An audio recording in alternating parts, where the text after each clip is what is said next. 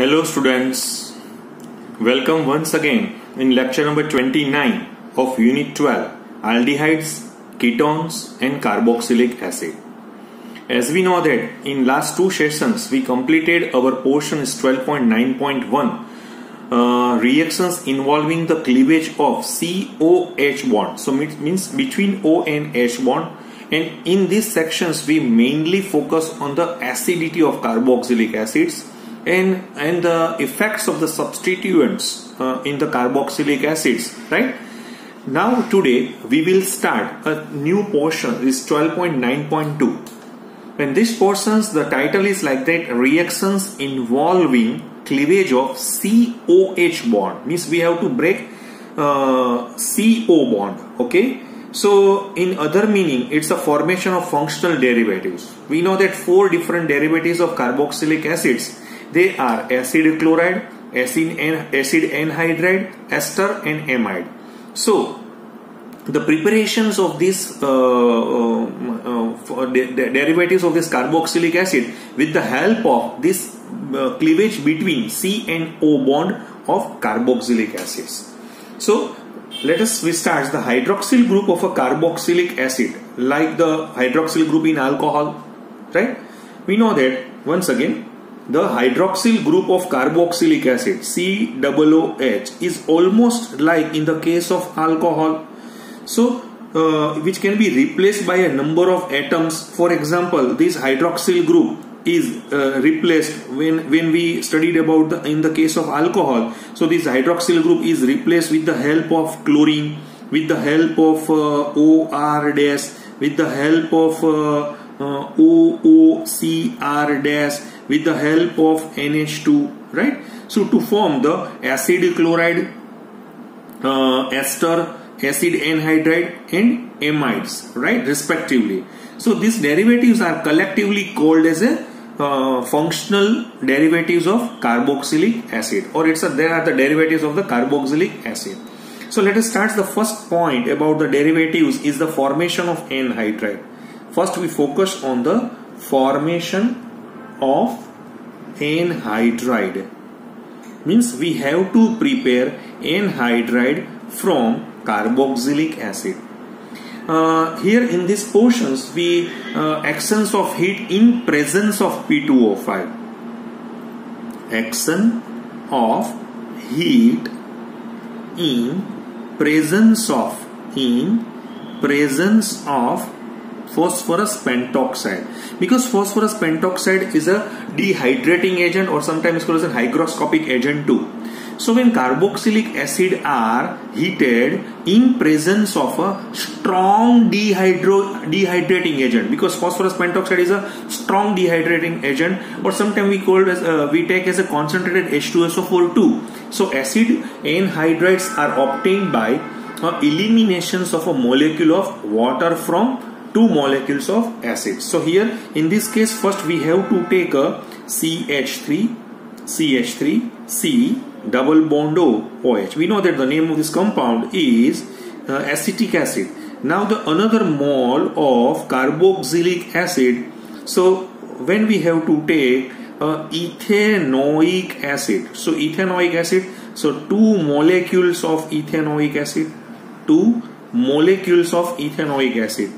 When they are heated in presence of P2O5 or concentrated H2SO4. We know that concentrated H2SO4 is also a very good dehydrating agent. So now there is a removal of water. And it's converted into CH3C double bond O C double bond O CH3. Okay, and water molecule is liberated, and this water molecule which can be absorbed by a P2O5. So this is ethanoic anhydride. The name of this compound is ethanoic anhydride, or sometimes called as an acetic anhydride too. Fine. Acid anhydrides can be also be obtained by treating with a acid chloride with carboxylic acid, right? Another preparations of acid anhydride is treating acid chlorides with carboxylic acid. For example, if I having a CH3 COOH, acetic acid, this is acetic acid, right? And this acetic acid when reacts with a ClCOCH3 means CH3COCl, so it's called as an acetyl chloride in presence of base like pyridine, because both are acidic in nature. So we have to carry these reactions in presence of a basic media. So there is a removal of hydrochloric acid. And we get a product as CH3CO twice O plus HCl. The name of this compound is acetic anhydride. Okay, so the compound acetic anhydride is formed likewise. Okay, so once again, the acetic anhydride, same way, another example to prepare acetic anhydride with the help of this CH3COCl. Okay, when it reacts with a sodium OOCCH3, we know that the name of this compound is sodium acetate, and this is ethanoyl chloride or ethanoyl chloride or acetyl chloride. Okay, so when we perform these reactions, so there is a removal of NaCl and is converted into acetic anhydride plus NaCl. So once again, when carboxylic acids are heated in presence of a strong dehydrating agents like phosphorus pentoxide or concentrated H2SO4, acid anhydrides are obtained by elimination of a molecule of water from 2 moles of carboxylic acid. Okay, acid anhydrides can also be obtained by when acid chloride, right, when reacts with a acid chloride when reacts with a carboxylic acid in presence of pyridine as a base, or by treating acid chloride with sodium salts of carboxylic acid also gives a anhydride. So this is the first point. That the formation of a functional group, and we first focus on a acid anhydride, right? Now our next point, number 2 point, is a formation of ester. Means we have to prepare esters, right? So in this case, we reaction with alcohols or phenols, right? Fine. So these esterifications already we studied in our alcohol portions too. So today is a one type of simple revision how to prepare esters from carboxylic acid and alcohol or phenol. So when carboxylic acids are heated with alcohols or phenols in presence of concentrated H2SO4 or dry HCl gas, right? Once again, if I take RCOOH, when it reacts with alcohol, means R-OH, in presence of concentrated H2SO4 or dry hydrochloric acid as a gas. So we know that there is a formation of ester plus water molecule is liberated. So this reaction is reversible in nature, and we know that this reaction is called as an esterification reaction. Esterification, because it's a preparation of ester. So once again, when carboxylic acid it reacts with alcohol, so it's converted into what? So it's converted into ester, and water molecule is liberated. One more concept of the with the example. For example, if I having a acetic acid, right, when it reacts with ethyl alcohol in presence of concentrated H2SO4, so there is a removal of water, so it's converted into what? CH3COO C2H5, and water is liberated. So this is nothing but it's a ethyl acetate. acetate. So once again, acetic acid when reacts with ethanol, so it's converted into ethyl acetate. Okay, fine. So when we have to take a dry HCl, mind well, this reactions is sometimes called as an, for your information, is called as an Fischer-Sphere esterification 2. Fischer-Sphere esterification 2, right? But main name is esterification. We know that here esterification is an equilibrium reactions, because there is an equilibrium, dynamic equilibrium that we have to show in this type of the reactions. Therefore, to shift the equilibrium into forward directions, right, means what we have to do to shift the equilibrium in the forward reactions, either we have to add carboxylic acid or alcohol in excess, or we have to remove a water. Clear? So which component is actually used in excess will depends upon its availability and cost. For example, lower alcohol being cheaper are usually taken in excess, and the yield of an esterification reactions can also be removing by the removal of water from the reaction mixture, right? Here in our textbook they give a certain types of a mechanism. So what are the mechanism that suggest that? So it's a one type of nucleophilic acyl substitutions, right? The mechanism esterification of carboxylic acid with alcohol is nothing but it's a one type of nucleophilic acyl substitution reactions. Nucleophilic acyl substitutions reactions. It involves 3 different steps. So first we start with the step number 1. So what process in step number 1? So protonation of the carbonyl group. First step is a protonation of the carbonyl group or carbonyl group, यानी carbonyl group का मुझे protonation करना है.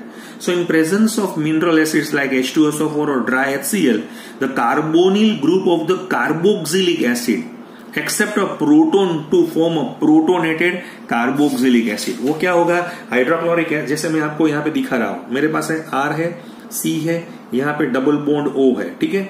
यहाँ पे क्या है? OH है. अगर हम इसका रिएक्शंस एसिडिक मीडिया से करेंगे, H+ के मीडिया से करेंगे, सो आई गेट RC. यहाँ पे क्या हो जाएगा? OH. ये प्लस हो गया है, देखिए यहाँ पे, और ये OH हो, तो ये इसमें प्रोटोनेटेड हो गए ना, यानी प्रोटोन उसमें ऐड किया है हमने. So it's called as an protonated, right? So it's protonated carboxylic acid. यहाँ पे मुझे ये मिल गया है, और उसका भी इसमें थोड़ा वो रेजोनेटिंग स्ट्रक्चर्स होगा. अभी क्या होगा? C+ हो जाएगा, क्योंकि O is more electronegative, so they shift their electrons towards to the carbon. So carbon is now is a one type of it's act as a electrophile. तो ये मेरा स्टेप नंबर 1 हो गया है. देखिए ये कार्बोक्सिलिक एसिड्स मुझे यहाँ पे स्टेप नंबर 1 में मिला हुआ है. अभी जो मेरा स्टेप 2 है वो आप देखिए. स्टेप 2 क्या होगा? तो it's a nucleophilic attack. Step 2 दूसरा कुछ भी नहीं है, but it's a one type of nucleophilic attack by the alcohol molecule. जो अल्कोहल है वो अभी इसके ऊपर अटैक करेगा, वो न्यूक्लियोफिलिक अटैक करेगा, राइट? तो देखिए हम कैसे कर सकता है ये अटैक. ओके, सो यहाँ पे मैंने ये जो दिखाया था, अभी मैंने R है, C है, यहाँ पे डबल बॉन्ड OH है, यहाँ पे OH है, हमें मालूम है ये प्लस है, ठीक है. सो अभी क्या होगा? In the case of alcohol, so this is HOR, ठीक है. तो अभी जो O है वो अपना लॉन पेयर वो यहाँ पे ले जाएगा, राइट? तो अभी ये शिफ्टिंग हो जाएगा pi bonds towards to the oxygen. So अभी मुझे क्या मिलेगा? देखिए मुझे ये मिलेगा, R है, मेरे पास C है, यहाँ पे OH है, फिर यहाँ पे क्या आ गया है? O है, यहाँ पे मैंने ये मेरा R' है, ठीक है. तो मेरा ये R' है वो यहाँ पे मुझे मिल गया है, वो H है, ये तो प्लस है ही अभी, ठीक है. अभी ऊपर क्या है? OH है. ये टेट्राहेड्रल, ये जो मुझे मिला है ना, वो टेट्राहेड्रल मेरा इंटरमीडिएट मुझे मिल गया है, टेट्राहेड्रल इंटरमीडिएट मुझे मिल गया है। ठीक है, ये मेरा स्टेप 2 था। ओके, अभी स्टेप 3 में मुझे क्या करना पड़ेगा, तो स्टेप 3 में आप देखिए, अभी मेरा जो नेक्स्ट स्टेप है वो स्टेप 3 है। स्टेप 3 है ना, वो है loss of a molecule of water and proton. ठीक है, अभी क्या होगा, पानी का भी लॉस आएगा और प्रोटॉन का भी लॉस आएगा। So this tetrahedral intermediate undergoes a proton transfer. वो प्रोटॉन ट्रांसफर करेगा। ठीक है, थोड़ा ये स्टेप है ना, आपको समझना पड़ेगा। मैंने अभी जो यहाँ पे बताया है, आपको यहाँ पे दिखाया है, देखिए ये जो मेरा स्टेप नंबर 2 था टेट्राहेड्रल का, वो मैं फिर से आपको यहाँ पे दिखा रहा हूँ। ठीक है, देखिए ये जो O था, ये R' था, यहाँ पे H था, हमें मालूम है ये प्लस है। ठीक है, अभी क्या होगा, तो ये जो है ऑक्सीजन अपना हाइड्रोजन के पास से वो अपना इलेक्ट्रॉन ले लेगा, क्योंकि मोर इलेक्ट्रोनेगेटिव है, तो उसको प्रोटॉन ट्रांसफर भी हम बोल सकते हैं।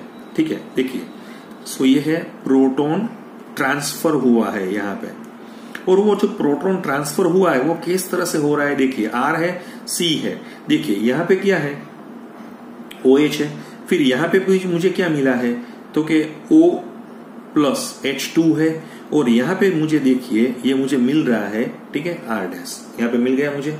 ये मेरा जो है वो तीसरा नंबर का कंपाउंड मुझे इंटरमीडिएट मिला है। फिर उसमें से वाटर का लॉस हो जाएगा। ठीक है, तो वाटर का लॉस किस तरह से हो रहा है, देखिए, तो अभी वो लोन पेयर अपना इस तरह से लेगा, क्योंकि ऑक्सीजन है ना, वो यहां से अपना इलेक्ट्रॉन ले लेगा, क्योंकि अभी प्लस है, तो क्या हो जाएगा, इसमें R है, C है, ये डबल बॉन्ड O है, ये अभी OR' हो गया। ठीक है, ये प्रोटोनेटेड एस्टर है, अभी देखिए यह प्रोटोनेटेड अभी एस्टर है, यहाँ पे आप देख सकते हैं। ठीक है, ये दूसरा कुछ भी नहीं है, वो है प्रोटोनेटेड एस्टर। तो अभी O है, वो खींचेगा अपनी तरफ से, वो ये इलेक्ट्रॉन है वो खींच लेगा। तो अभी जो मुझे नेक्स्ट स्टेप मिलेगा वो प्रोटॉन निकल जाएगा। तो मैंने बोला था ना कि loss of a molecule of water and proton, तो प्रोटॉन निकल जाएगा। तो मुझे यहाँ पे क्या मिलेगा, R है, C डबल बॉन्ड O है और OR है, तो मुझे यहाँ पे एस्टर मिल गया। ठीक है, तो इस तरह से जो मैकेनिज्म है वो हमारी बुक में बॉक्स में दिखाया गया है। कई बच्चे ऐसे भी सोच रहे हैं कि जो बॉक्स वाला है वो हमारे एग्जामिनेशंस में आएगा। नहीं, हमें एक बार देख लेना चाहिए, क्योंकि उसने ऐसा कुछ नहीं लिखा है कि फॉर योर नॉलेज इंफॉर्मेशन और for your just information only, ऐसा कुछ लिखा नहीं है। तो इसके लिए आपको यहाँ पे थोड़ी उसकी जो प्रोसेस है वो देखनी पड़ेगी। अभी जो मेरा एस्टरिफिकेशंस का जो पॉइंट है वो इसमें कई बार ऐसे भी अच्छे जो पॉइंट्स है वो इस तरह से भी पूछे जा सकते हैं। देखिए मेरा अभी एस्टरिफिकेशंस का जो मेरा टॉपिक है वो चल रहा ही है। ये मेरा लेक्चर नंबर 29 का सेकंड पेज में मैं आपको ले जा रहा हूँ। उसमें क्या हुआ है कि as the number of the size of the substituent, right, देखिए मैं इसका एक मेन पॉइंट्स यहाँ पे दिखा रहा हूं, as the number and size of the substituents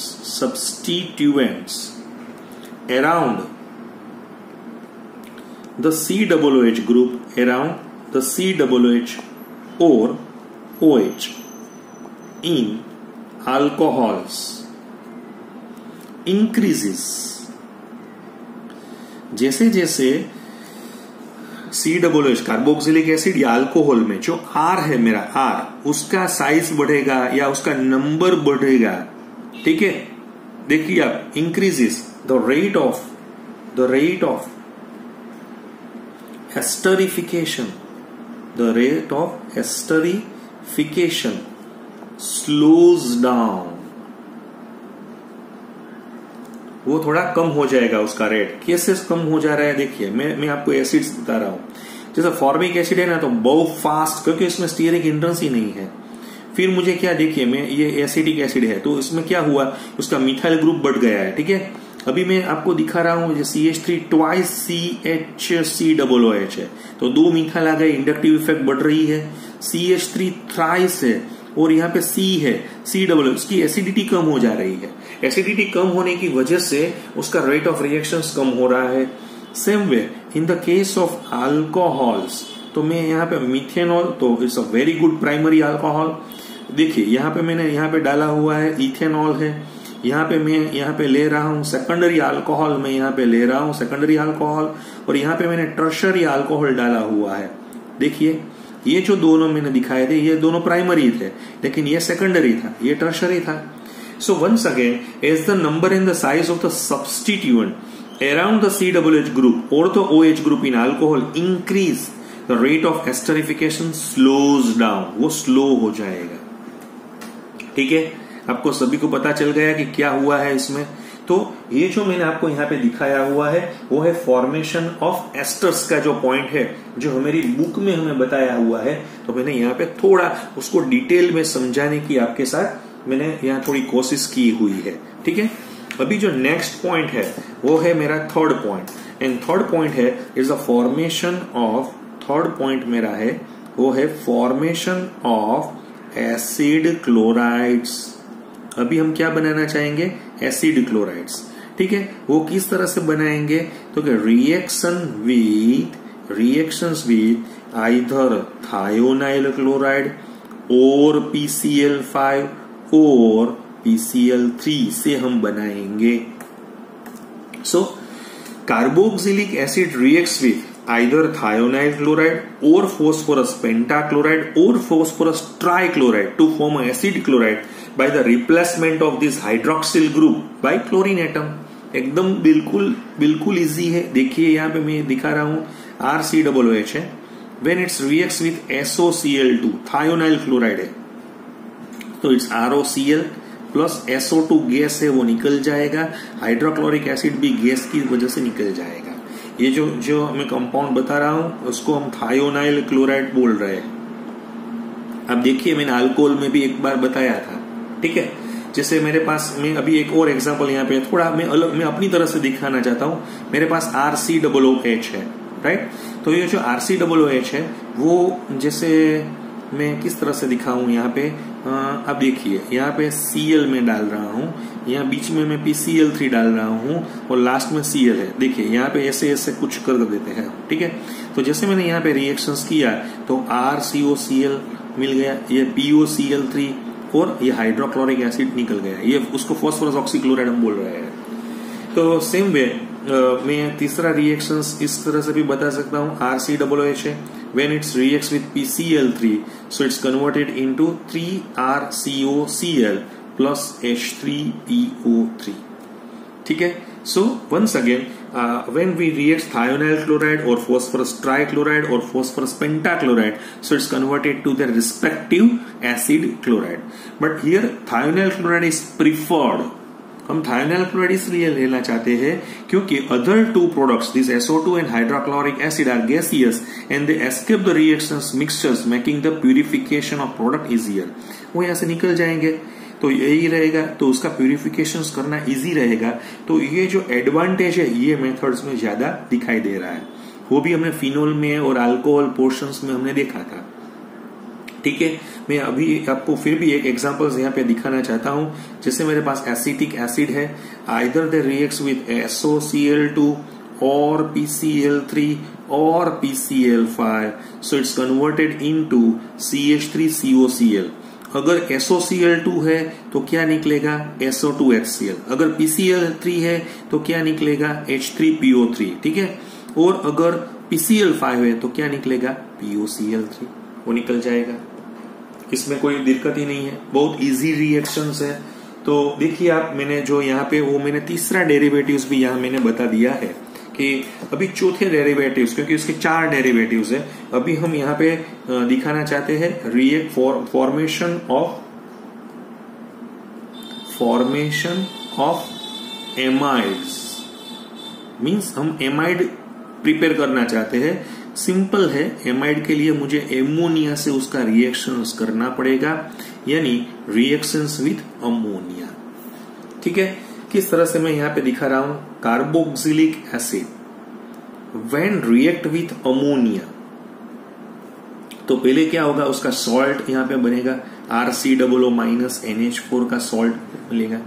हम उसको सॉल्ट को क्या बोलते हैं, अमोनियम सॉल्ट भी बोल सकते हैं, ठीक है। अभी मुझे यहाँ से निकालना पड़ेगा, तो मैं यहाँ पे हीट की वजह से इसका एमाइड में कन्वर्जन हो जाएगा और वाटर निकल जाएगा, ठीक है। तो मुझे यहाँ पे एसिड एमाइड का प्रिपरेशन मिल गया। Once again, when treated with ammonia, carboxylic acid forms ammonium salts which upon heating lose a molecule of water to form acid amides. इसका हम यहाँ पे एग्जांपल्स भी इस तरह से भी दे सकते हैं, जैसे मेरे पास एसिटिक एसिड है, when it reacts with ammonia, so first is converted into CH3COO minus NH4 plus, फिर मैं यहाँ पे हीट का इस्तेमाल करूंगा, तो क्या मुझे मिल जाएगा CH3CO NH2 और वाटर मोलेक्यूल यहाँ से निकल जाएगा। तो मुझे क्या मिला, यहाँ पे एसीटेमाइड मिल गया है, ठीक है। एक एरोमेटिक का भी एग्जांपल्स ले लेता हूं, जैसे मेरे पास बेंजोइक एसिड है, this is benzoic acid. When this benzoic acid is react with ammonia, so I get a COO minus NH4 plus. So this is ammonium benzoate, ammonium benzoate मुझे यहाँ पे मिला है। And now this ammonium benzoate when heated, okay, so it's converted into benzamide, CO NH2 में चला जाएगा और water molecule निकल जाएगा। So this is benzamide, ठीक है। अभी मैं एक और यहाँ पे आपकी एक टेक्स्ट बुक में एक और अच्छा एग्जांपल्स यहाँ पे दिया हुआ है, वो भी आपको देखना पड़ेगा। जैसे मैं यहाँ पे दे रहा हूं क्योंकि ये फ्यूचर में एमाइन लेसन में भी आएगा, उसका कॉन्सेप्ट है।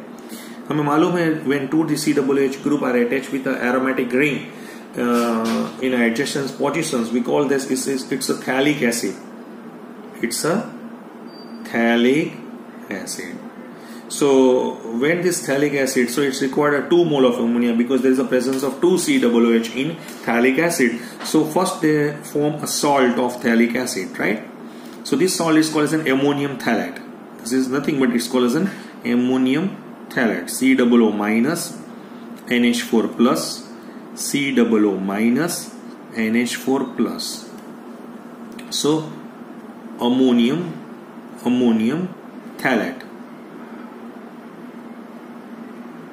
Now this ammonium phthalate when heated, okay, so 2 mole of water is liberated. हम इसको ज्यादा हीट देंगे तो 2 मोल पानी यहाँ से निकल जाएगा और वे कन्वर्ट हो जाएगा CONH2 में और CONH2 में, ठीक है। उसका नाम है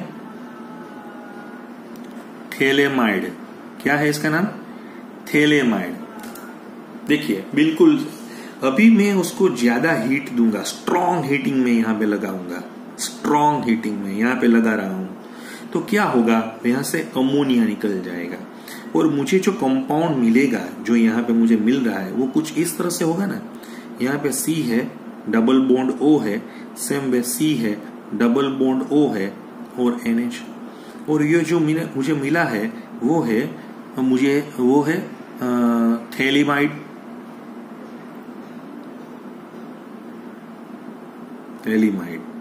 ये कंपाउंड मुझे यहाँ पे मिला है।